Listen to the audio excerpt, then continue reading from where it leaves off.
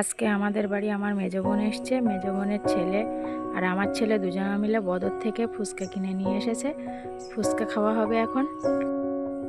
এই ফুচকা আমার ছেলের হাতে। এখন এই ফুচকা রাখা হচ্ছে, এবার এখন বাটি নিয়ে এসে সবাই মিলে খাওয়া হবে। আর এই সামনে এই যে এটা আমার মেজ বোনের ছেলে, আর ঘরে ওর পাপার কাছে শুয়ে আছে মেজ বোনের মেয়ে। এই দেখুন মেজ বোনের মেয়ে এই পুচকে এরকম ভাবে এদিকে ফিরে আছে।